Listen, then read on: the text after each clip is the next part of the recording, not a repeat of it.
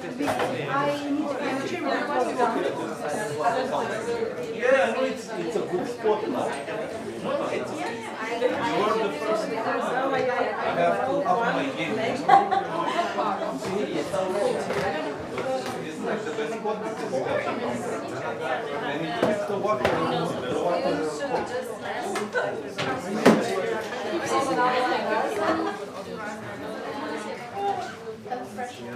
Yes, and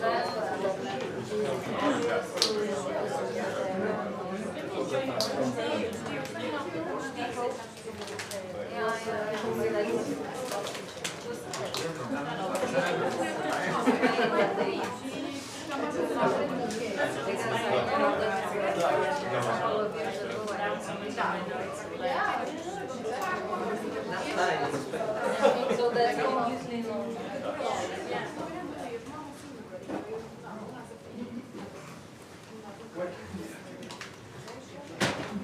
Okay, welcome back everybody. I hope you all had a good lunch. Thanks again to all the speakers from this morning and to Caro for doing an excellent job of presenting and moderating at the same time. So this afternoon we're going to move on to something that hopefully is not going to blow, well, my mind is blown, still is blown by everything we saw before lunch. So this afternoon we're going to hear again from some of yourselves with presentations around the area of inclusion and accessibility. And I suppose this is an area, accessibility and inclusion, I guess, is kind of where we all started from. But it's a very broad, a very kind of complex area, and people's interpretation of what accessibility is, and the different types of accessibility and inclusion is very variant depending on country, your own local situation, your own local communities, in terms of both cultures, economics. We've touched on some of these touch points already in some of the presentations. So this afternoon what we're going to do is we're going to try and tease various areas out a little bit more with the presentations you're going to see, and there will be opportunities for Q&As after the two sets of presentations. But to start off with, because I know you're probably all sleepy, we'll do a little bit of kind of polling again. I suppose, first of all, and one of the things to mention as well is the language that is sometimes used across accessibility, inclusion, diversity, can vary and can be confusing, both for audiences and also cinemas themselves or venues themselves, depending on how professionally run they are, or whether it's run by volunteers. And again, in different countries and different contexts, you know, kind of what the language that might be used in one country might kind of not sort of ring true in another country when you translate it or whatever. So we'll try and sort of tease out those different elements this afternoon. So first of all, how, and again by a show of hands, just to kind of get a sense within the room. So how many of you do screenings not in your own language? Okay. Original version. Yeah, yeah. And in those original versions, I presume you show them with subtitles, is that correct? Yep. Okay. How many of you who show them with subtitles also show with descriptive subtitles? Sometimes, not Yeah. very, yeah, If it's possible. Yeah. Okay, good. Then in terms of films in your own language, in your own nationality, how many of you show them with captions? So if, say for example, if it's a film in Swedish, do you show show it with Swedish subtitles. So captions, Swedish captions, or whichever. Okay. In terms of your building, how many of you have what you consider to be an accessible building in terms of a ramp, like we saw yesterday? How many of you have a lift? We don't, but we're like not on the floor. We're on the ground floor. If you're on the ground floor, then it's You have it's already accessible from a physical point of view. How many of you do have different price points dependent on the customer, if they have, say for example, if they're socio-economically challenged? Yeah, so if they are low income. You don't mean students and No, not students, not seniors. because just, they are also low. Yeah, well, yes, different outside of that. So just in like. But how do you check? Well, no, this is something that we'll come on to. Okay. You know, I'm just in general. I mean, this is actually one of the. We I have guess, cheaper tickets in questions. the morning, but it's for everybody. Yeah. But you don't have anything specifically for people who are maybe on social income. So these are the sort of things that we will be discussing and teasing out a bit more. And I just want you to have those all in the back of your mind as we go through the sessions of action. Okay? So we're going to have two presentations first of all, and then we'll have a short Q&A afterwards. And again, in terms of accessibility, I suppose all of the sort of questions that I asked there were, I suppose, what most of us in our minds these days, and I know particularly in the UK and Ireland, where I come from, it's very much about including communities that don't come already to the cinema. But accessibility, as we know, and I mentioned earlier on in the week, can also be about areas where people don't have any access to different types of cinema at all. And that's where my organisation, Access Cinema, came from, and we're also going to hear from Jakab in relation to areas within Romania around that. So again, this sort of demonstrates that the whole area of accessibility and inclusion, it's a very broad spectrum we're talking about here when people are mentioning those different words, and what the perception of that within your community, within your country, within your culture might be. So first up, this afternoon, we're going to welcome Maja from Poland. And she is going to talk to us about Cinema Without Borders, which hopefully is something that we all want to do. Yeah, hi. So I'm going to talk about Cinema Without Barriers project. In Polish, it's called Kino bez barier. We are based in cultural center called Zamek, which means the castle. It's basically the castle. And we are working under the social programs department, not film department. But all of our screenings are taking place in Kino Pałacowe. Just to explain, like, we're working with the cinema. I'm not representing cinema itself. I'm more from the project. So accessible screenings are part of our project, and the rest of the screenings are without accessibility. This is the entrance to the cinema. It's located on the first floor. We have wheelchair ramp, lifts, everything, so the whole building is accessible.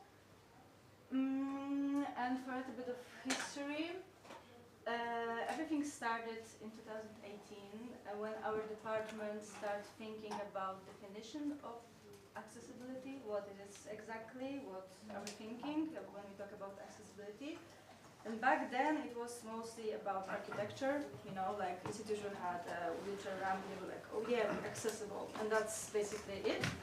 But that was not true. We wanted to invite people who didn't have access to culture and organize something for them, so we started project Sensitive Images, which basically meant that we had screenings, but like once every 2 months and every 3 months, only during the summer. It was not regular, it was just a couple of screenings.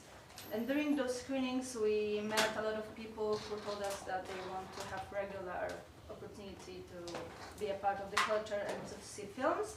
So we started looking for funding. In 2022 we got the first funding and started regular screenings in Kino Pałacowe. And 2023 we got the funding from Creative Europe Media, and also we bought our own equipment and devices for audio description. And what are we doing exactly? We are organizing 2 screenings per week, each week, on Tuesday at 11 and Thursday at 6 p.m. The hours were chosen by audience. We did a research, we talked to them, we visited them in schools, special centers, we just did a research.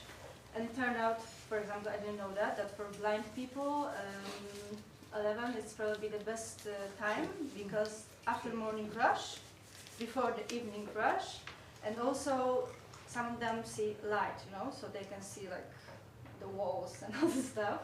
So that was a huge surprise for us, but it turned out that it's really great time for them. And the evenings on Thursday are more like, let's say, open situation. A lot of people outside of accessibility needs come to see our films. All the films are screened in accessible copies. And also once a month we organize meetings with expert or filmmakers, and they are all translated to sign languages. And just to clarify what exactly accessibility means in our project, it means that we have induction loop inside the cinema. For those who don't know what induction loop is, it's the system that allows to connect with hearing aid, so a person can come to the cinema and just hear the sound of the films inside their ear, not outside. We also have individual induction loops, which you can put on your neck and plug it into the devices, so we can travel with them to different cinemas and different spaces. We have wireless headsets. I will have a picture of those on the next slide. We have audio description, Polish audio description for all films. Sometimes we have English audio descriptions, so we're showing it with 2 audio descriptions for people if we have the English speakers.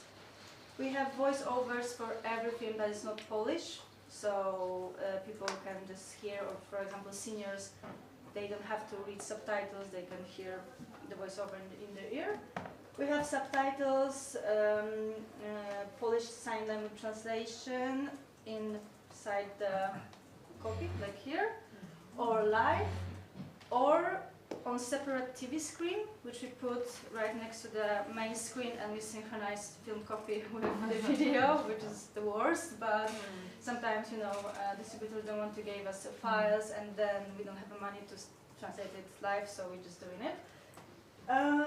Descriptive subtitles, so the subtitles are describing what's happening in the sound layer, for example, you know, like jazz music playing softly in the background. And we have tickets only for 5 zlotys, which is like €1, which is nothing right now. But it's also part of our accessibility. That is for people in every economical situation. But soon we're gonna change it probably, because it's really nothing right now. And also we're posting trigger warning at our website and on printed flyers. So we pick the films that might be triggering for people in the film, and we just put it for the information.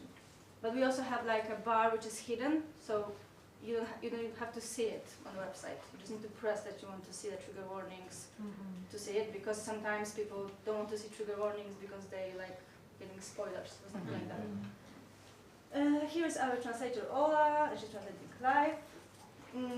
Those are our devices. Actually in Poland we have an app called Kino Dostępne, Accessible Cinema, which allows people to use it on every screening if the film have audio description. But to use an app you need to have a phone, smartphone. So we're preparing like supplements for film copies, and we have our own devices. So if the group of kids without phones will come to us, we just give them, you know, the device. Also, we have volunteers in front of cinema. They're helping with that. They're talking to people. What exactly is that? They trying to get to. You know, we want people to try the audio description. I actually recommend it to you. I did it once, that I watched the whole film sitting backwards to the screen. Actually, it was Flow, which was a weird film to choose because it's like no audiobook. But it's a great experience, just to understand, you know, what exactly audio description is. And also our volunteers are helping with assistant program. So people are calling me if they need help with getting to the cinema. We're just picking it up. I have trainings for volunteers, and we have this like rhythm of helping people getting to the venue. This is a picture from the meeting. We're also translating all the meetings. I also prepared the rule book for the guests and experts, which means what they're supposed to do at the meeting. They're supposed to introduce themselves, how they look, you know, what they're wearing, just to say something about themselves. And also, if you have a presentation, you can say stuff like, on the first picture, on the second picture, you need to describe everything that's happening on the screen. If you have a video, you need to prepare a description or do it live. You need to have subtitles, so they are not doing it because it's too complicated. But you know, this is a set of rule book because meetings also should be accessible for everyone. We also have screening for kids, which are the same as regular screenings, but with films for kids. I'm contacting specific groups, and usually I give them like 2 titles of films, and they can choose whatever they want. We also have sensory-friendly screenings, which basically means that I'm also contacting specific groups and invite them. We choose films together. The films are like, I like to call it gentle cinema, which means they're pretty mild, without any sound noise, maybe, you know, like loud noises or something like that. And they have to be up to 90 minutes, because when it's like 2 hours, it's too much for them to focus. And when it comes to rules on sensory-friendly screenings, they can move freely for the whole room. They don't have numbers, seats. We adjust sound and light, so I just ask the teacher or the guardian of the group, like, what do you think? Is it too loud? Is it too quiet? Do you want more light, less light? And it's usually works when it's one group. When it's 2 groups, it becomes problematic because one group wants this and the second one, so I'm just like, you know, doing some weird stuff. But yeah, it's basically safe space for them, and it works. They're coming back like every time. And sensory-friendly screenings and kids screenings are only once a month. And we are also organizing Cinema Without Barriers on the road. The main goal of the project is to visit smaller cities in our district and to bring accessible cinema to their cinemas. So we educate cinemas on how to organize those events. But we also educate audience, you know, like, what's that? Why this stuff is happening here? And also it's an opportunity to invite some audience that don't even have accessibility to cinema at all, because they're from really small villages, and then they can just watch cinema during the summer. We are also organizing Forum Without Barriers. This is the event that brings together distributors, representatives of institutions, and we just organize workshops, presentations for them. We educate them on accessibility, but they're also sharing their experiences. It's like just a safe space to talk and ask questions. And I just wanted to show you, this is our setup from the event, because we really try to show people that how accessibility should be done, not only when it comes to film copies, but just events generally. So here is like the sign language translator setting. We had live translations to Polish and English in headphones, and also we had those TV screens. It's complicated. When someone would say something in English, the AI system will encode the voice and generate English subtitles. And in the same time, translator will translate it to Polish, and the system will catch his voice and translate it live to the caption, Polish captions, so that people have like live generated subtitles. And yeah, so basically the whole project is a big challenge. Like there's a lot of stuff happening all the time. For me, I'm responsible. One of my responsibilities is programming, so it was a whole new lesson for me how to program films for not only seniors but basically for deaf people, blind people, what they want to see, what are they hearing about, like if they want to see premieres or maybe films from their childhood that they heard about but they couldn't see because there were no audio description.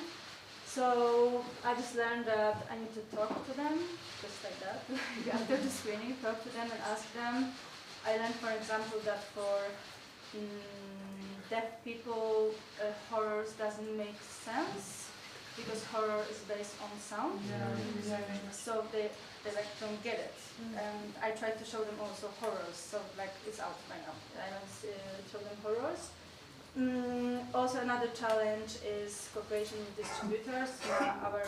My second main thing to do is produce film copies, accessible film copies. I coordinate audio descriptors and studios.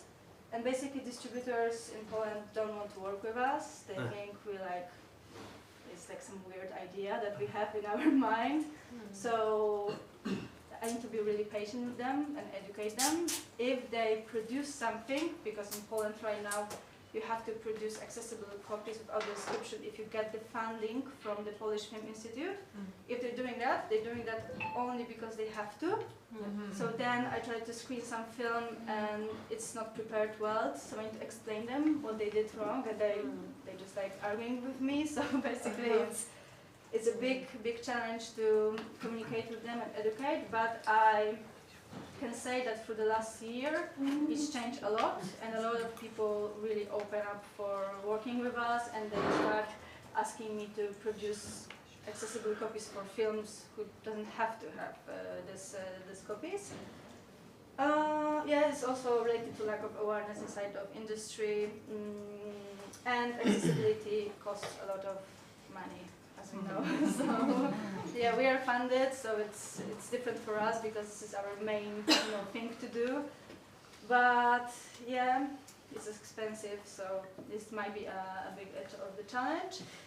And a key learnings for me is that accessibility requires constant evaluation and education, that we educate ourselves all the time. It never stops, which is cool, but it's also like a challenge. We need to collaborate with different foundation organizations in our city to invite new audience and just to spread the news about the screenings. Yeah, each group has different needs. Sensory screenings are different than our regular screenings. Kids are different than adults, which is obvious, but still. Yeah, and be patient and talk to your audience. And I want to say something about the goal. Okay, I'll come back to you. Yeah. Thank you.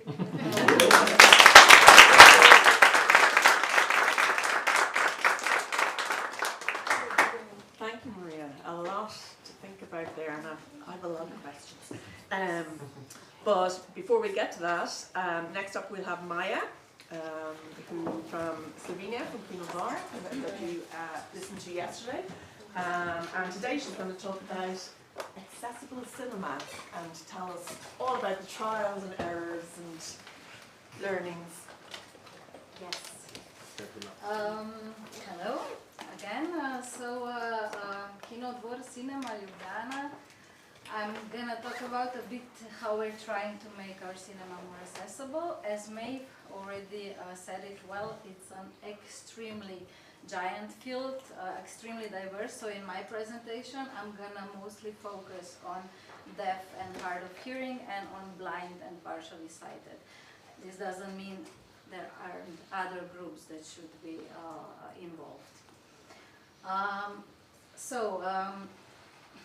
Accessibility is of course not just about technical adaptations. It's about opening our spaces, our cultural spaces, to all kinds of people, because no one should be excluded. That's kind of the motive. So about 1 year and a half ago, we started to focus more on accessibility. We started screening some films with technical adaptations that Maja was already talking about. We offer discounted tickets for visitors with disabilities, and our main hall is accessible for wheelchairs. Our small hall, not yet, and because we're in a historical building that's cultural heritage, so it's protected, it's extremely hard to make some kind of changes and adaptations. The things that Maja already talked about, I'm gonna just very quickly go through so I don't repeat myself. This is what is available in Kinodvor for deaf and hard of hearing. So the induction loop, headsets for improved sounds, closed captions when they are available, we screen films with them, and for special events, for discussions, Q&As, sometimes we provide sign language interpretation and also live captions on the screen. So what's being spoken is also being live subtitled on the screen. For many deaf people nowadays do not know nor use sign language. Because many, as some of you might know, more and more people that are born deaf, they have a chance to get an implant with that, and of course, many people are deciding for this. So the sign language is slowly disappearing. So also for blind and visually impaired, we offer quite a nice number of headsets and also receivers if people come with their own headsets. So we also provide audio description when it's available. It's very crucial, as mentioned before, that you work in dialogue with these target groups. Since we don't know them, we're still learning. We approach organizations that know them well. In our example, Association for Deaf and Hard of Hearing, and Association for Blind and Partially Sighted. And when they make a connection, we then ask these target groups what their needs, what their wishes are, and try our best to offer exactly that, if possible. Here on the photo, it's of course important to ask for their feedback. When you offer something, they come, you really need to ask for feedback and try to learn from it. This is one example. It's one of the first screenings we ever did for deaf and hard of hearing. It was a projection of a Slovene film, because our deaf audiences said that their biggest challenge is that the national Slovene films are not accessible to them. So it's a big part of our identity watching national films, but since Slovene films were not subtitled, they just never could see them. So we listened and we screened a Slovene film. It was a documentary on Slovenian independence war that happened in 35 years ago, 1991. We also had a talk with director and the big reporter for a big newspaper. And we showed the film, of course, with Slovene closed captions. And the talk was live interpreted in sign language, and also what was said was subtitled live. And this particular event was extremely emotional for many of the deaf viewers, because after 35 years, this was the first time they could fully understand and embrace what happened during the war, because they were left with such a lack of information because of their disability. So I'm getting emotional because this was really, it was a really nice one, yeah. So at one point we decided to go a step further. We involved a deaf teenager, this is her, Spela, in Kino Trip Club. This is a club of high school students that get together for months. They create some film events and in the end International Film Festival. So Spela was just intertwined with the hearing teenagers. Her interpreter was alongside her the whole process, and the result was the festival fully accessible for deaf and hard of hearing, and also the first of its kind in Slovenia.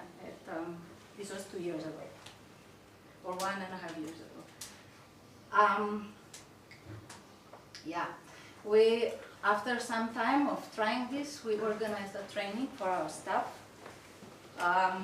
for students and employees, to give ourselves a chance to really help appropriately and respectfully, and most important, give ourselves a moment to think what we might have overlooked without even realizing it.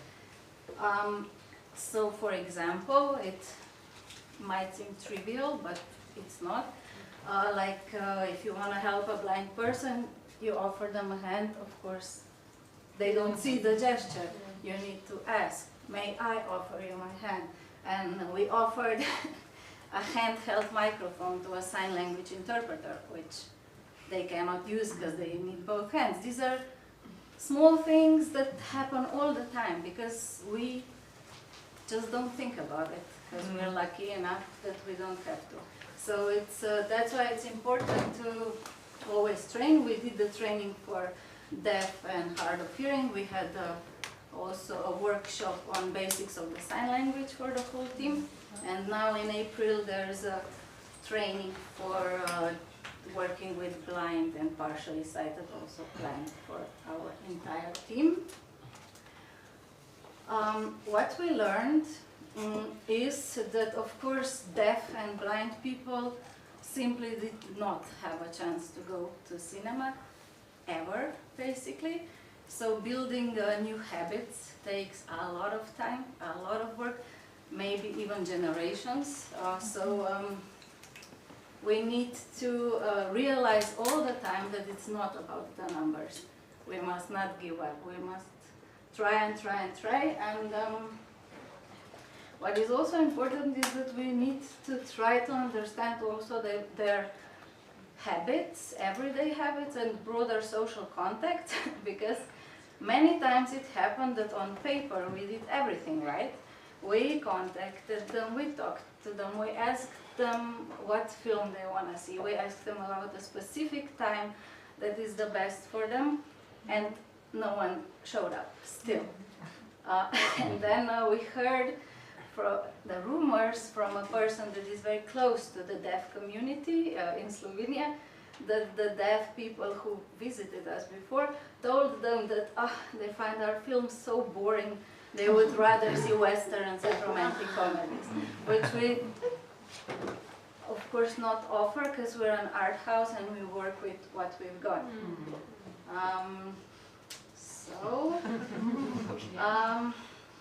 Looking ahead, the biggest challenge, as Maja also said, is non-stable project-based funding. It's extremely frustrating because accessibility is expensive.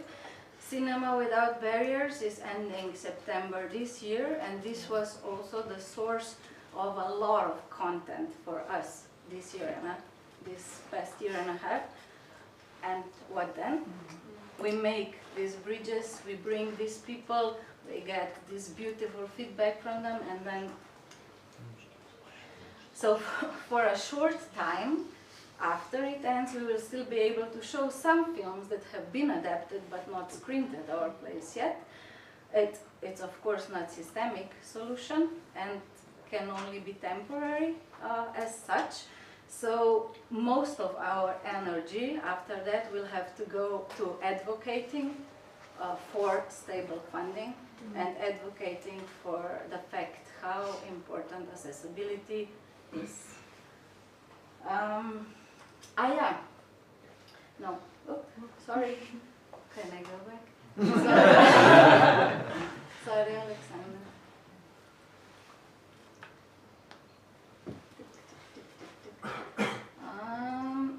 just wanted to say, this one. No, what happened? Oh, I'm sorry. Can I go back? Yeah. Yes, you can.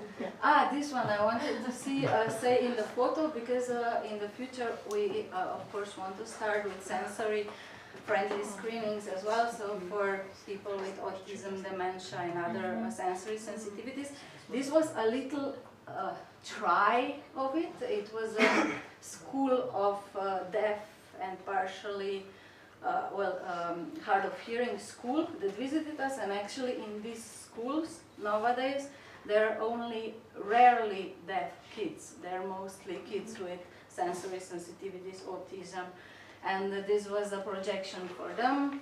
We did a fun thing for them where each kid got a balloon, and there were some sound vibrations going on, and while hugging the balloon they could feel the sound vibrating through the balloon.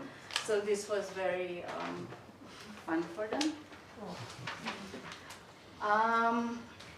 What is really a key lesson we learned is that one should never ever organize separate screenings for deaf, blind, or any other special target group, because it has to be part of a regular program. They have to be part of our community, because beautiful things happen when we're all together. Just to give you an example, after a discussion we had after the film Radical, one of the hearing ladies in the audience asked deaf visitors, what can I personally do to make you feel more included? And the deaf told her, it's really simple and straightforward, learn Slovenian Sign Language. So accessibility leads to inclusion, and that's the goal. Thank you.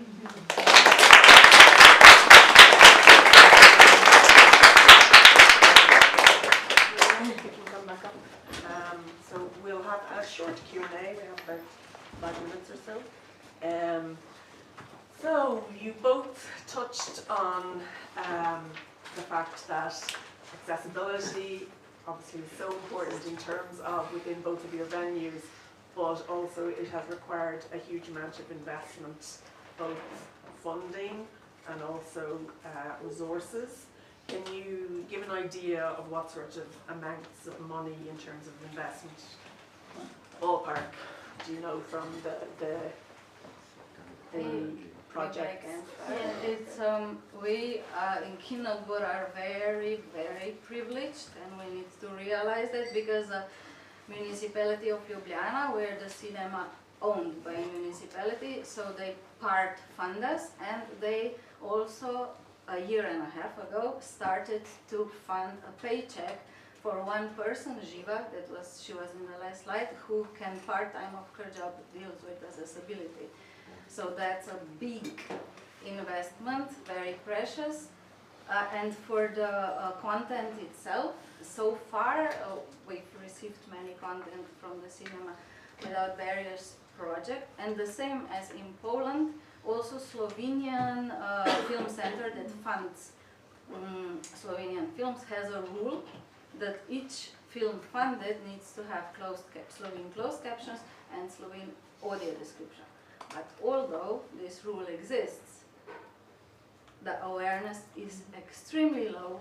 You don't know what's available, there is no central database, and even if things are available, they are very, very rarely used. So, and I think this points to another issue, is the fact that sometimes there is a disconnect between the actual process of, you know, very important projects like this and the wider industry, and as you said, also beyond the project, the longer term sustainability of that project and the how that is to be addressed.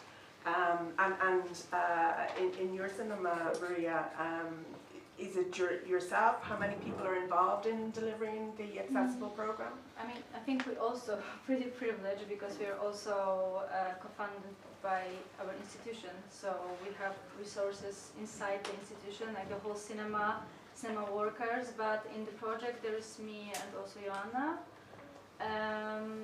But I will say that it's a lot of work for 2 people, so it's also working like that because we are just the 2 of us, you know, and yeah. Question here from you. I wanted to ask, Maria, the regular, let's say, for the screenings for adults are twice a week. Did I understand that correctly? Yeah. Okay. And the other ones for kids and so on are once a month. Once a month, This is the rhythm. Yeah, and there's the same film for 1 week. So the same film is screened on Tuesday and Thursday. Right, So it's so for what- different groups. Uh-huh. They can see the same film. Okay. And what about in Kinodvor? Is it a fixed? No, No. it's depending on the accessible materials. Right. For example, a Swiss film Heldin about a nurse. Does everybody familiar with it? It's a foreign film, but it came with all the accessibility materials. So every screening was also accessible for people with disabilities. So whenever there are materials, we try to put it as often Just in as the possible. regular program. Yeah, just in the regular program. Right. Yeah. And so I have a little question, if I may. How do you, because we're struggling with this a lot, how do you effectively communicate on your website, for example, that it's accessible? Because people with seeing disabilities, for example, don't use the website. Or how do they get the information, and also the other public gets it at the same time and is not kind of because the Romanian public, for example, if they see a lot of explanations and this is captioned and so on, they feel like, oh, it's not for us. So they don't go. I mean, the regular visitors, they just stay out of it, which is a pity. But we don't know how to bridge this gap between giving the right information and not scaring away the. It's a great question. We've been asking ourselves this because we had some solutions on our website. And one solution was, like we say, a badge under the screening that leads to a common accessibility site, but then this badge is very widely seen, and we were worried that regular audience will stop coming. So we changed this into something smaller and just with a link, but the most important thing reaching this audience is being all the time in contact with the cover associations. Yeah. You need to constantly directly inform them, talk to them, call them, write them. So depending on the disability, just encourage them all the time. Yeah, but you can't expect them to read. Go and take the information directly. We had, for example, last weekend we screened Sorda with sign language and with the discussion with sign language afterwards, and also closed caption and the whole thing. And we had, although we marketed it for 2 weeks and also involving the associations and so on, we had more classically able people in the room, let's say, and just a couple of deaf or hard of hearing, although it was especially for them, not just for them, but especially for them. So in the end, it kind of ended up what you said, like everything was done, but yeah, but I guess that's what I started to change about my thinking. It's not about how many people will come. Yeah, it can be one person and still like a huge step for this person. And this person will tell their friend, and maybe 1 year later the friend will come. So it's like just different. different I think it is a kind of a mindset. You're changing not only the mindset within your organization, but you sometimes also have to try and work towards changing the mindset of your existing customers. Because we have an example of that, and because one of our sites is doing accessible screenings, but because they're a part-time cinema site, they only have, say, 1 screening a week. And if it's in English language, they have taken a policy now that they will show it with open captions. They've been doing this for over a year now. But initially, from the existing audience, the audience that was able to hear, they had some people who were very resistant. So it is about changing mindset, and it does take a huge amount of time. So you as an organisation also kind of become an ambassador for, you know, basically lobbying for the fact that you are an accessible venue and what that means in terms of inclusion and accessibility.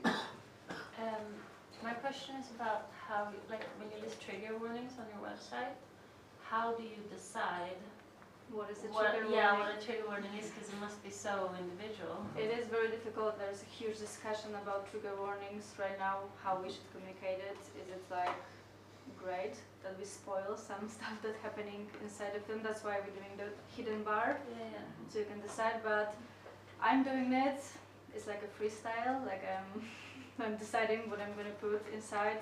I'm just focusing on really, heavy stuff that I think might be connected to some trauma or experiences. We also have like websites in Poland, which when people are collecting information about films, and this is like, I don't know, Magda, maybe you know the ZEF.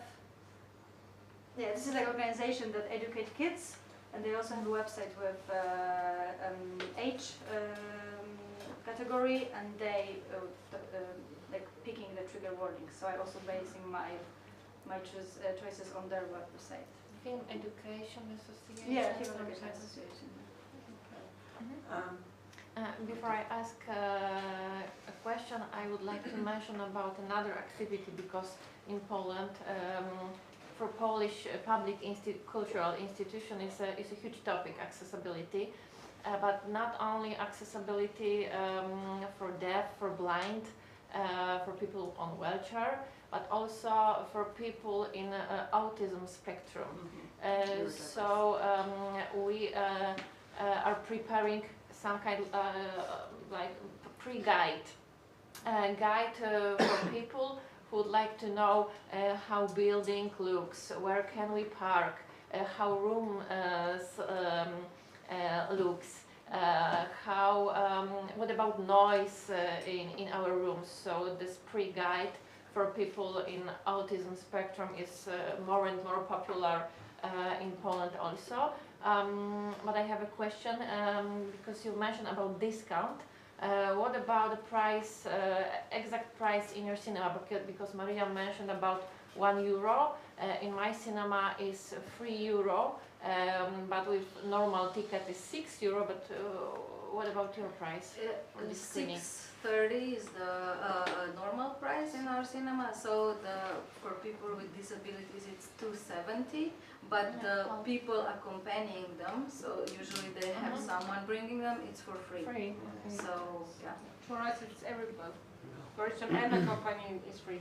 So there's no money to be made, which is, the distributors are very, as you can imagine, like there's no question that it's not. So it's even free for a viewer with disability. Oh, wow.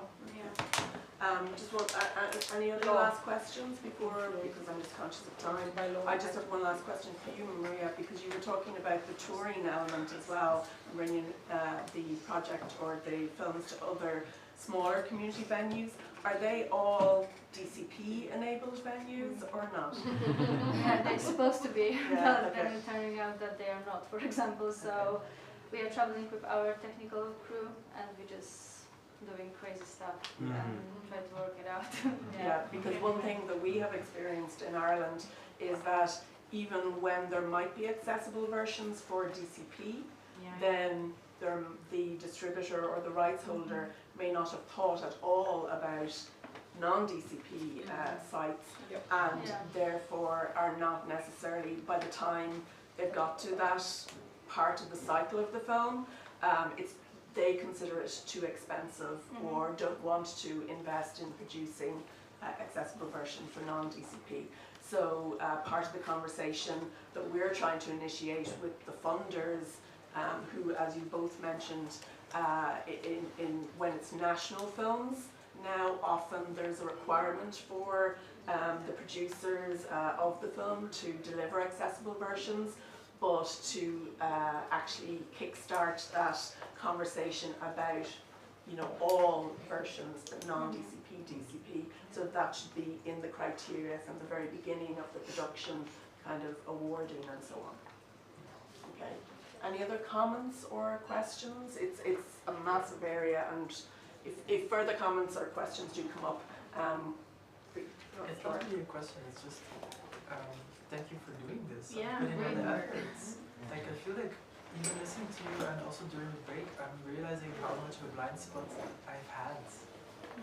Because you said like, I don't know, and with how much it meant to the deaf people and how much it made you emotional, And also this accessibility, maybe it doesn't reach a giant audience, but it can be a mindset changer that now you're thinking about Yeah. that not everybody in your audience has the same abilities or the same. Yeah. So thank you. Well, just for like inspiration, I will tell you that our screenings are all sold out, like 3 years. We have groups of deaf people coming, like 30 people. So it's really, it's happening. Those people want to be a part of the culture. So yeah.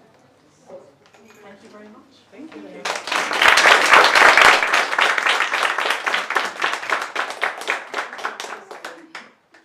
So next we're going to move on to, again, another nuanced part of accessibility. And we have Jakab talking about the Caravan project. Hi, so I'm Andrei. Sorry, Andrei Jakab. So the Caravana TIFF is actually not a traditional cinema, but a mobile cinema project that runs from June to October, depending on the year. And I've been working in the Caravan for like 6 years, but I started coordinating the project last year. So now I'm trying to change some things, switch some things around for some different directions. So the project is actually the smaller brother or sister of the Transylvania International Film Festival. And it was launched with the idea of bringing Romanian new wave films or European films back to the whole country, and bringing cinema back to places where it was missing and bringing people back to cinema. So it was launched in 2010, and it began in a period when cinemas were missing because we had a big wave of closing cinemas between in the 1990s and the 2000s. And just so you have an idea, in 2024, according to the very little data that we have from the Romanian CNC, there were around 100 and 110 cinemas working, including the multiplexes, and they should be serving roughly a population of 19 million people. So that's pretty crazy. Okay, so as I told you, the cinemas are closing in that period, in terms of cinemas that were closed. So what is a cinema desert? I have a small definition. So it's an area where there's no access to cinema, or the access to non-mainstream or European films is extremely limited. Okay, so back to Caravana TIFF. How does it work?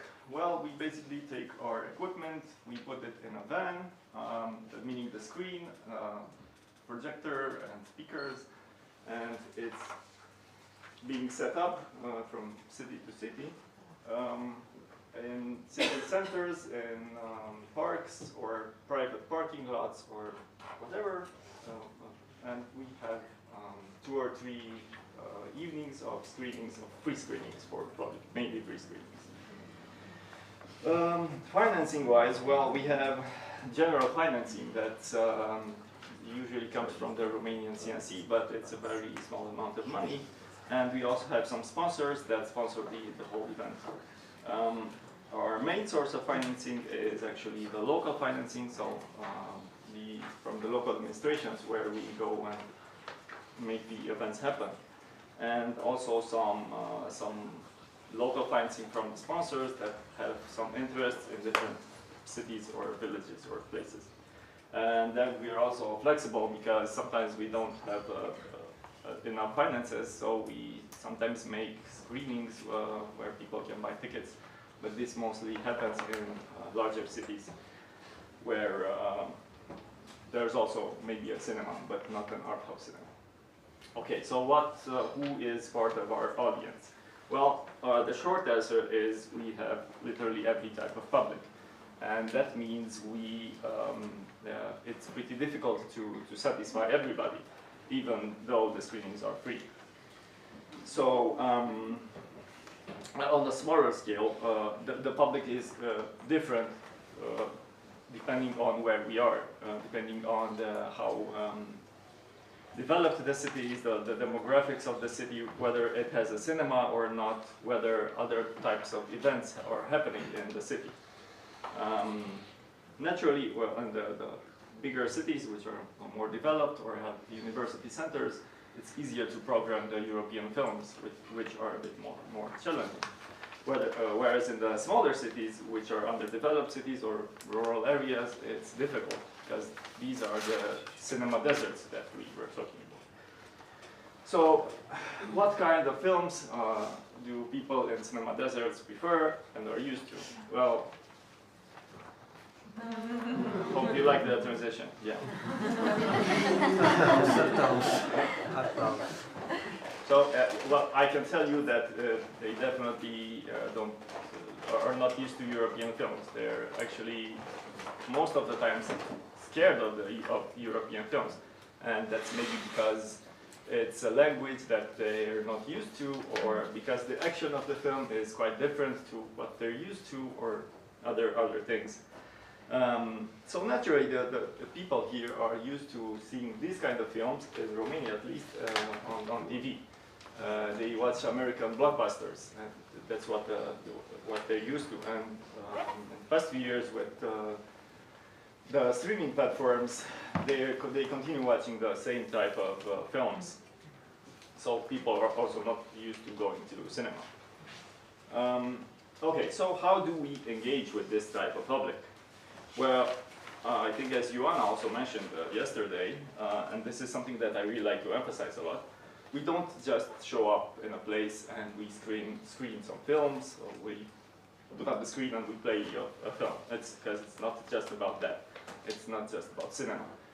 For them, it's also a social event where my colleagues are really cool guys, technicians. So they go to the place of the screening a few hours before. They set up the screen, as you were seeing earlier. They put up the speakers and they start playing music. And people start showing up, even 2 hours before the film. So people gather there, they meet up with friends, sometimes they just randomly meet up with old classmates, the old friends that they haven't seen in quite a while.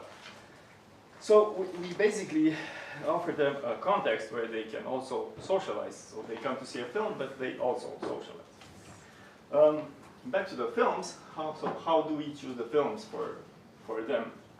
Because it's not just about socializing, we want to promote the European films. So we have a few tricks that we use, a few hooks. We try to introduce the film step by step.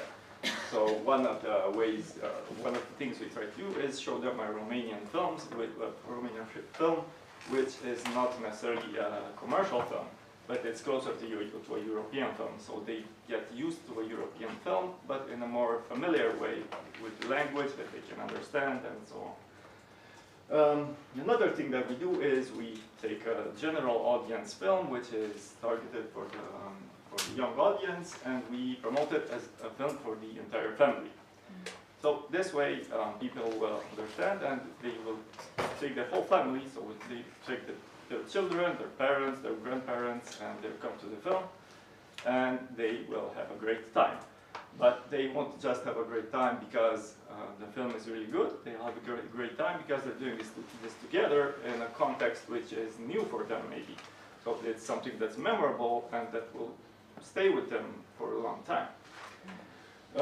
Other types of films that we introduce to them are European comedies, because laughter is universal and everyone enjoys a good comedy. So you see a European comedy, maybe you think about it and you'll try to see some other European films. So once we gain their trust, and sometimes this doesn't happen in just one screening or 1 year, it takes more events across a couple of years. So once we gain their trust, and we engage with them, we start to introduce other type of European films. But this time we introduce films with which they can relate with, the films in which they can see themselves in, where they can see everyday struggles that maybe they also have. So they can see that European films aren't that distant and abstract as maybe they thought. So that way they come to see more. Other things we do are, obviously we play films with awards, but this is a bit tricky here because for someone in a community like this who isn't in touch with European cinema, promoting a film that has won something in Locarno or in San Sebastian or even Berlinale or Cannes doesn't mean anything. It's just a name that they don't know. So we try to promote maybe audience awards because an audience award, it doesn't even matter where it was won, but they can relate with the word audience. So if they're part of the audience, someone in another audience enjoyed the film, maybe they'll like it as well. Okay. So how do we engage with the public even more? How do we bring them to the event?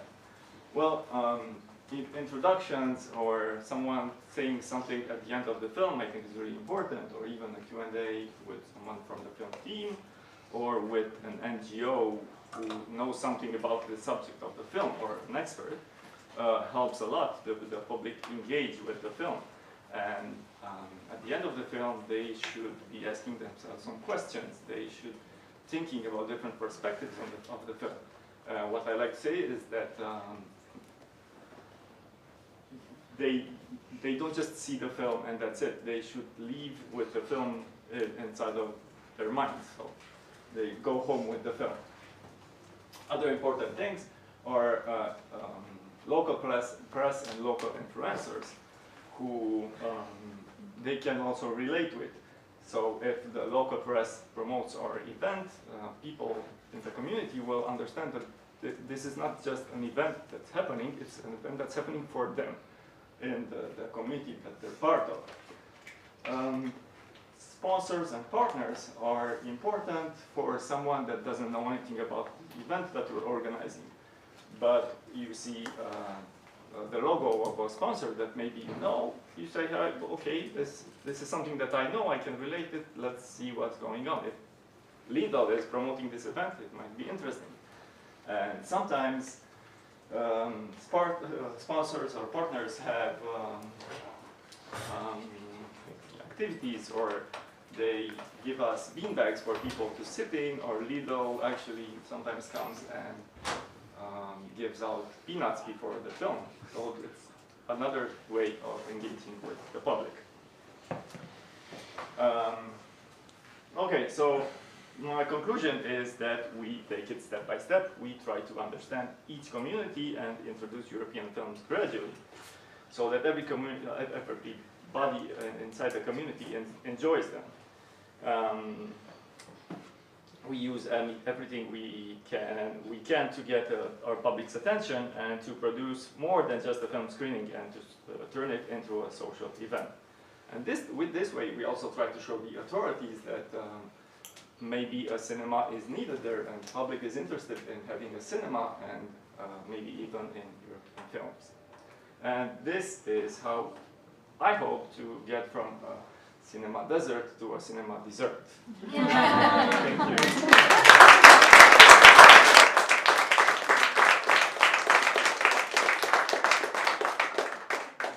Okay, and final presentation of this section. We have from Belgium. Yeah, there's a little typo. It's M-A-R-L-I-E-S. Oh, yes. Yeah. You should do that.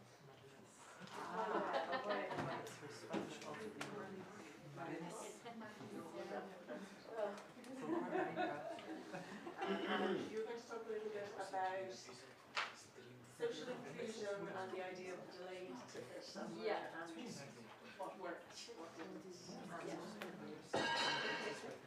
Thank you. Yes, so I'm going to talk about something that we call a delayed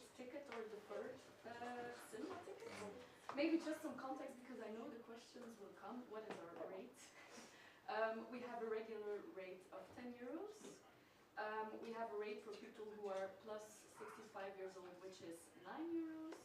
We have a rate for people who are younger than 26 years old, that is 7 euros. And we also apply this rate for children's movies and family movies for everyone. So a children's movie is 7 euros for everyone.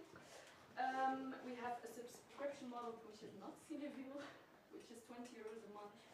And we also have a special rate for people who have like an increased compensation from like social services. It's like a thing from the government, and they only pay 2 euros for a film. Yeah. So, yes. What is it? What is a delayed or deferred ticket? I first want to say we did not start this initiative. There's like a bigger framework. I will not give all the details because it's quite complicated. So if you want to know more, I can tell you a lot more about it. But we were asked to be part of a network called Applause, which is applause in English. They started, I think they started in the city of Ghent or Brussels, and now they asked to the city of Kortrijk to also be a part of it. And we do it together with 6 other cultural organizations. So there's a music venue, there's a theater, there are the film venue, museums. And we all think everyone should be able to enjoy culture, because we know, yeah, it's like we also see it as like a right.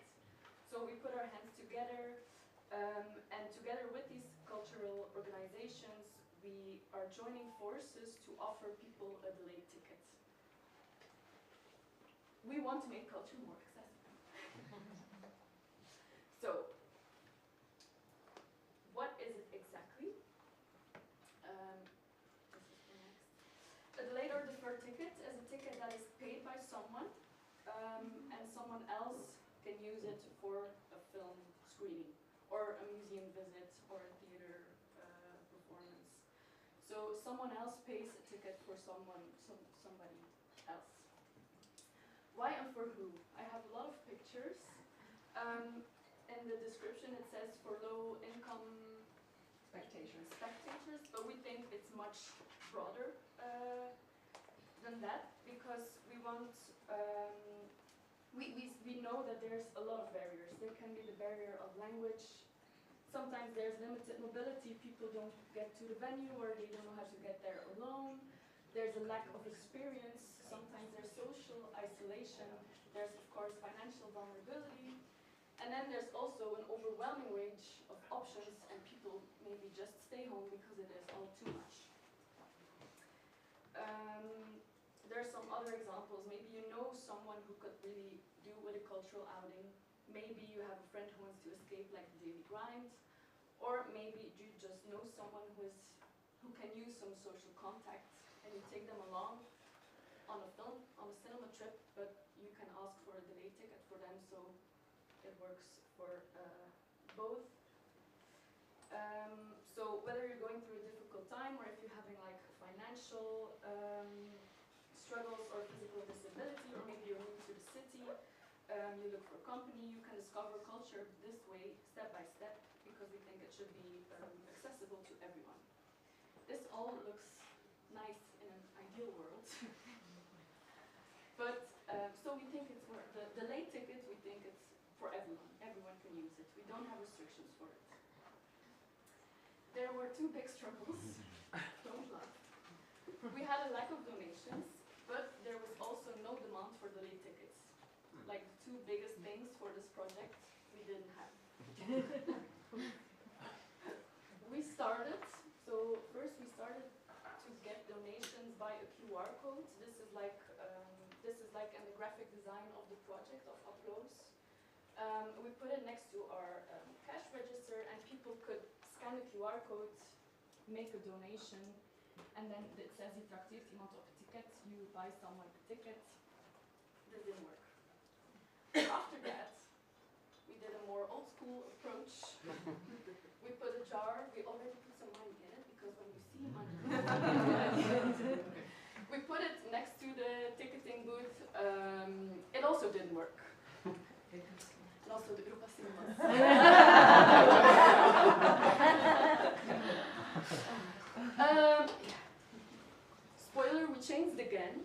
now it does work. These numbers are fairly fresh. We have a ticketing system that a lot of people use. You pay your ticket in advance, you already do a transaction. So what we did was we went into dialogue with our ticketing system and we added, ta-da, a donation module. So this is, oh, this is blurry. Here you can like choose the rate. This is for billion, which is screening tonight in Buda. And here you have a module, it's a bit bigger here. And people can choose the amount from 1 up until 10 euros. It's not obligated, so you don't have to pick an amount, but if you want to make a donation, you just pick an amount you wish. And the sentence that like gives a little bit of an explanation, I translated it. It says, can you help bring more culture to people with less? With your support, everyone can come to Budascoop. Donate here in collaboration with Applause, and then Applause has like a link that takes you to the information from the Applause website. Now, this module is live since the 27th of February, so in our ticketing system. So I wrote this down when I sent the PowerPoint, so I hope maybe this is now a bit higher. But since the 27th of February, we had 13 different donations and we gathered 40 euros, which is maybe not much, but for us we think already it is a lot, because we didn't get any donations through the QR codes and through the old school jar. The jar is still there, by the way. Just in case. Yeah, maybe some people have like small change they want to get rid of. But we see this as a win actually, because we think people they want to help, but sometimes they need like a little push to make it as easy as possible, and we think this module makes it easier for them. We don't have people yet who asked for a delayed ticket, which I think there's still a barrier there, because yeah, it's hard for someone to admit that they like want to have like a free ticket, which we totally understand. So we're now in conversation with different organizations in the city who have like a network of people who know people. So it's like, we really think word to mouth for this is the best approach. There's flyers and stuff, but I think once people know it's there, that they will use it, hopefully. Thank you. Okay.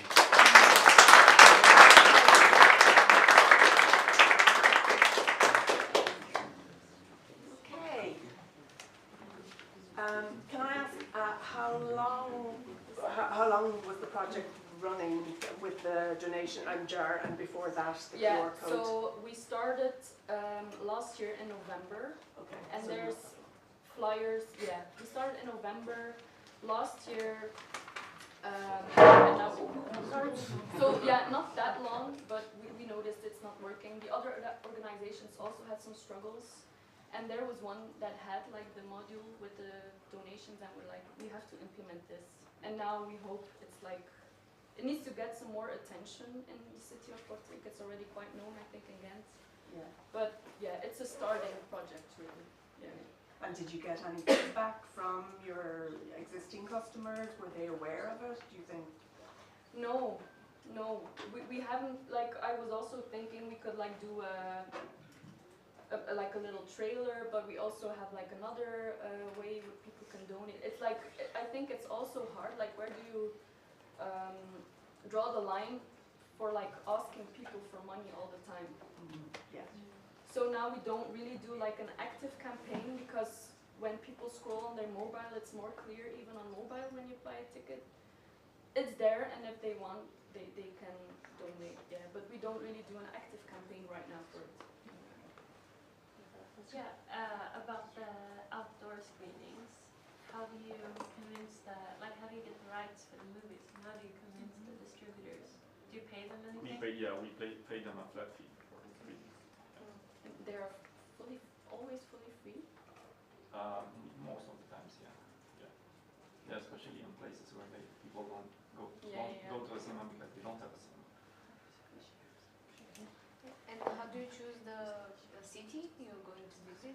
Well, do you change it every year, or you stick We try to stick as much as possible to places that are becoming familiar, but the short pessimistic answer is you usually have to go where the money is. So we don't have, as we don't have the general big financing from the state or from sponsors, we go to the local administrations that are willing to give us money to make things happen.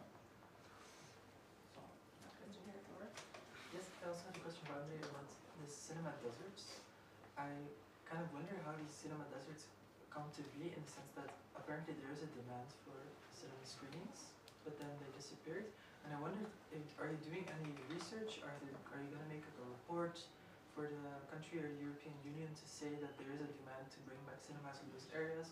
Like, is there any initiative to, for example, you mentioned that sometimes you do screenings in the abandoned buildings of the old cinemas. Do you think there will be an incentive to reopen some cinemas in those areas? There were some, and during a long time, yeah, like the cinemas in Timișoara, is they reopen, but most of the time they stay closed. There are some initiatives and some studies, but they're not really effective because the Romanian CNC isn't that much interested in. I don't know And why. if I can add, I don't think we should overestimate the demand. These are event-based activities, free of charge, and outdoor and in the summer.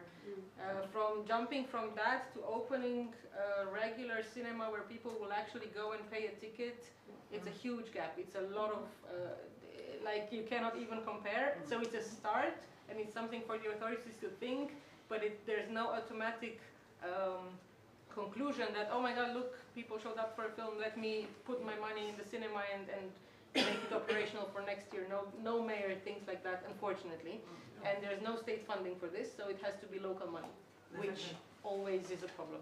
If it's possible to give like a quick response, I think I understand that you say it's a really big logic leap, but then also yesterday you had, for example, a presentation from Annette, who is someone here. Yeah. Yes. And she's also coming from quite a small town in the end where they're also able to have a successful cinema program. So I don't know, I want to dream big.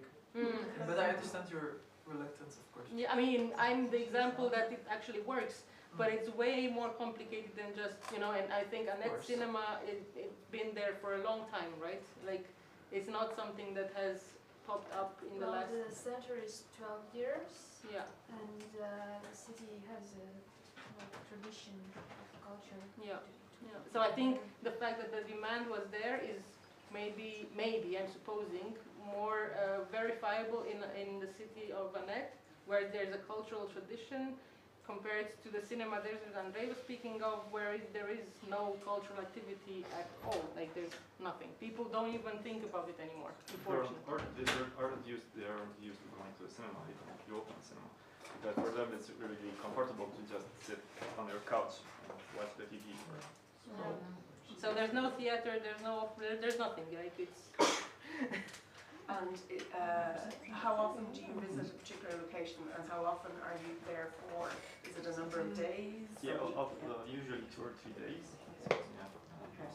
And then would you go back to that same location in like 5 months' time? What's the regularity? Usually after a year.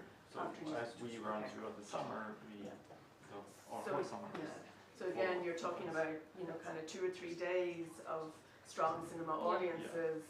Is not necessarily enough in a location to make the argument for opening a full-time cinema, or... It's more than nothing, though. Yes, no, absolutely. Do you measure? I mean, obviously they're free screenings, and do you ticket them? No. Okay. No, we so, just count.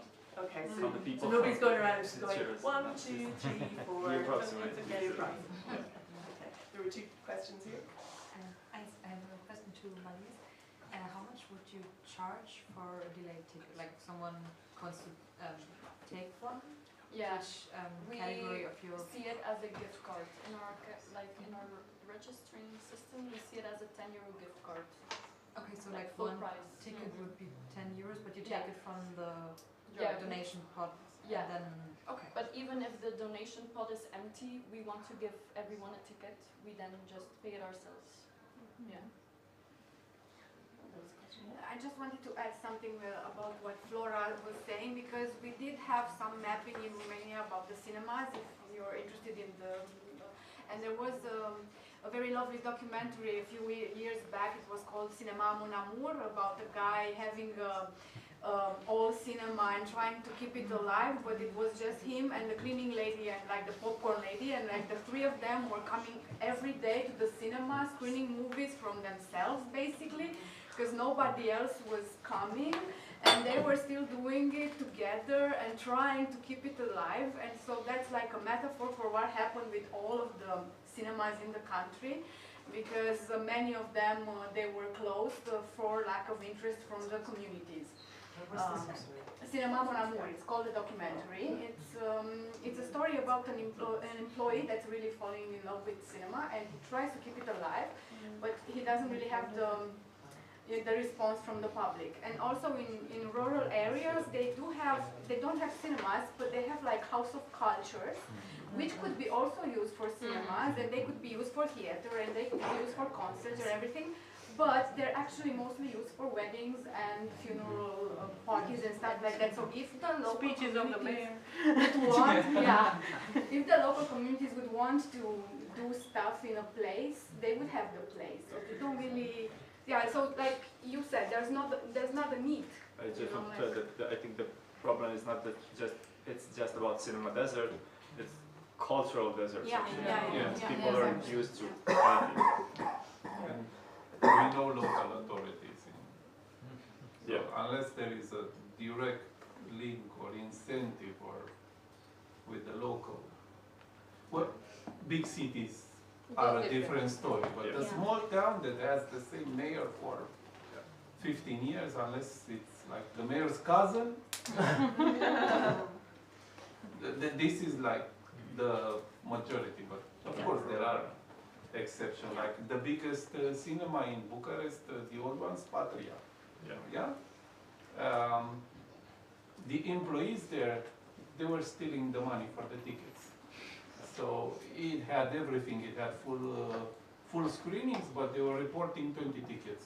So it was making a loss. So in the end, it got closed because of all the interest. So I could add towards that. So here in Bulgaria, in every single village, there is a čitalište. It's a cultural center. So it's from back in the previous centuries, and it's to keep the society there with all kinds of different cultural events. So we also think that we have to think big. What we are doing now, it's truly directly with them. We are working and creating cinema program that is like habit-based. So every single month we have screening in every single village, part of our network. And we are directly working with the society there. So they have a coordinator, a local coordinator that is also the person that we teaches technically wise how to put up the whole screening. So in order not our small team to be everywhere in all single villages. So, and also it's some kind of a like their own. They accept it as their own thing that they're doing. It's not just some people from the city come for us and then they're gone. It's just something that if they're persistent themselves and they keep it, and also it's a good example for them so they can dream bigger, like more equipped. They can talk about projects and also fund themselves to have better equipment or more different cultural events, even theater. It could be even something connected to bringing connection villages by villages. So if one village is specifically known for something, that knowledge could be brought to the nearest village as well. So in a way, it's like how we can make it. It's community-based. I don't think we could talk about the business or cinemas. We need first to build the community inside of the villages, and then we can talk about opening like more sustainable everyday cinema dream. But you give them the film rights, right? You negotiate for them. You give them. Yeah, we do all the negotiating, all the programming, all the paying. Yes, we do. Yeah, sometimes, and I mean that's kind of how our organization started, was the grassroots and instilling that kind of ownership and expertise at grassroots level, so that communities themselves then will take that and run with it, as we say in English, run with it. Gert, you had a question. Question for Andrei. How is it connected or relatable to their, let's say, regular cinema activities in the summer? Is it like what? How do you? Does it somehow cover the staff costs, or how do you plan it together with the regular cinema activities? We don't usually separate projects. It's separate, yeah. We don't have a cinema, so it's just. All right. Okay, my bad. So we don't have a building. We're just nomads. Yeah. All right. And the van, it's a van. It's a van, yeah. And it's fully DCP equipped, or? No, unfortunately not. Okay. Because actually I worked with another film caravan in Romania a few years back, and we had a mobile DCP, but it was a huge projector that we had to carry around with a truck. Yeah. So that was much more difficult. Yeah, and then there's all sorts of, because we used to have a couple of these mobile cinemas in Ireland, and if your roads are not very good, the equipment was not really designed to move around a lot. But yeah, and does the fact that it's non-DCP, does that kind of limit what you can show? Usually it doesn't, because we don't tend to show premieres, or so when we go to cinema deserts, people want to see anything. And again, it is, I mean, I know we're obviously all within the kind of the sphere of art house cinema primarily, but it is also about community and building up a community, and as Ivania said, the cultural kind of appetite that you sometimes need to build that up as well, and the social experience, not to underestimate the shared social experience, that sometimes that can kind of carry people over into, you know, beyond the sort of the barriers that they, you know, in their own mindset maybe don't want to, but it does take time to build up and become fully inclusive. I would just add something that if we think that it's impossible, like they also believe it's impossible, but when you give them an example of success or like a story, or if you connect them, they could actually be even more motivated. And if you motivate them, they would like make a miracle to make the events happen. I wanted to ask Mariles something, because you mentioned that if somebody comes and you don't have the budget for the delay ticket, you would pay it yourself. Is it so with the distributors in the Netherlands that you cannot have any free entrance, like at all? Because we do have some, for example, in Romania and even in France, I know that there is some marginal negotiation. Like, for example, if you have 5 people for free, nobody would say anything. Yeah, it's Belgium. Oh, sorry. But we can hand out free tickets. Yeah. Okay. But if it's like too much per screening, yeah, of course, then we like. So maybe the fact that the system is relying on donation, but maybe the people who are donating don't fully understand why the cinema doesn't just let these people in for free and they need a donation. I'm just thinking, you know, trying to put myself in their shoes, because they can always say that, well, it's your thing, so you could let in whoever you want, so why do you ask us for money to do it? Yeah, that's good. So maybe you have to build a story, build a story, or say about film rights or anything like that, so that people understand that actually they're not, you know, paying the cinema to do something the cinema could do for free. Yeah, that's good. Yeah. Okay, any other questions?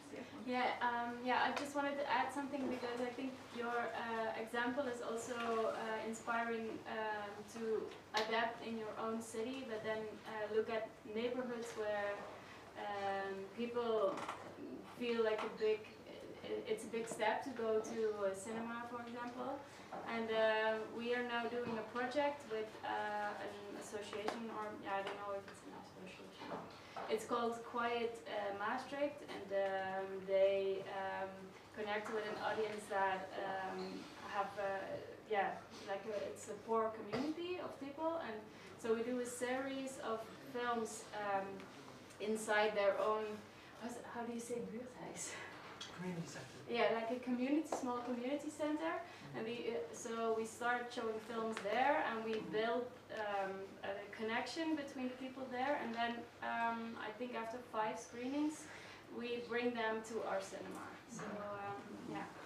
Try So to build a because yeah, we talked a lot with about this topic with organizations, and often it's still very hard to do that next step. So yeah, so in this kind of format, we try to do that. Yeah, these are not overnight kind of activities. They can take, you know, kind of years in terms of just building up that momentum and that ownership, and you're building up a community, which obviously then you want to become part of or included as part of your bigger cinema community. So it's all kind of part of that bigger sphere. So yeah.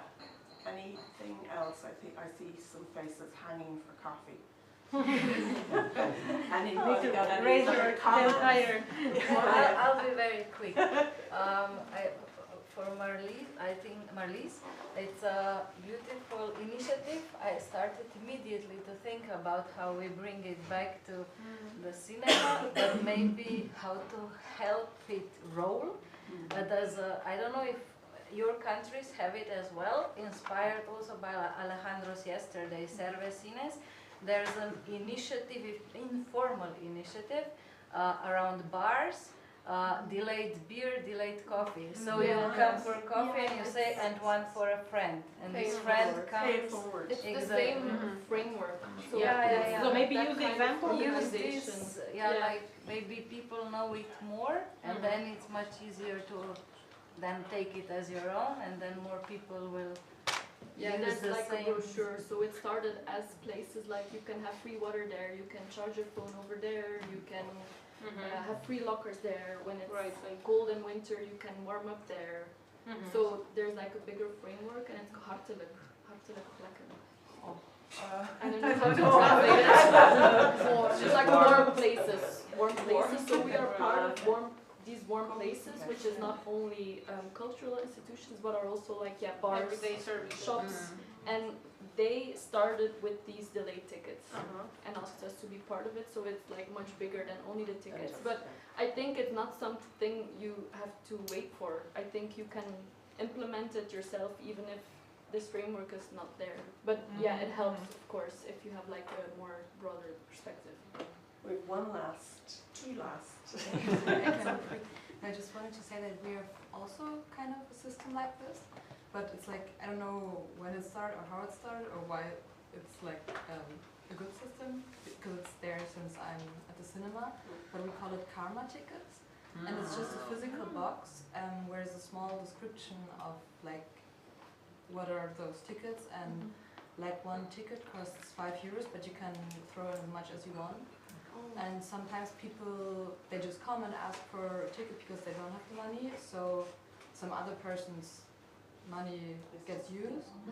And sometimes also groups came, like they call before. We have one woman who works with refugees, and she always calls like, I wanted to come on Sunday, we have 20 persons, do you have enough in your karma box? And then we can just let them in for free, but we charge them our like lowest price from the box. I think it's interesting, you know, kind of in terms of that lady is coming on behalf, but I think that you said you should really never underestimate people's pride, you know, for an individual to come up and say, I need, or could I have, and that's always something, try and place yourself, you know, kind of when we're talking about inclusion, always trying to be, and I know it's difficult to do, on an everyday basis, but always be trying to put yourself in that person's place and how you would feel, you know. So it's been very mindful of those things. And there was one last. Yeah, Andrei, I have a question. Have you made some kind of a survey to like know how the audience respond to the screenings and how it changed through the time you were around? No, not yet. That's one of the things that I want to change. Because I really feel it's something that we need to understand how the dynamics work, how people change. Yeah, and how, if you have it, and how to like, because it's, when you change the places as well, it's harder to make this such an analysis, because it's too wider and you're not always there, it's not one place, you're every, it's like, but anyway, I think the feedback of the people is important. because Yeah, we need to understand if they liked what they saw, if they didn't like what they saw, what should we bring next year if we are coming, or... Yeah, but how to bring to as many people as possible. Yeah. That's. Well, thank you so much for those inspiring projects. And we hope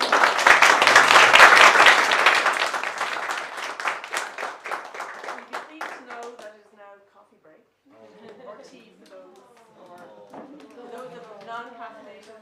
Apparently, we only have 15 minutes, but if you come back here after 15 minutes, give or take, it's Irish time, 15 minutes, and we're going to do a practice.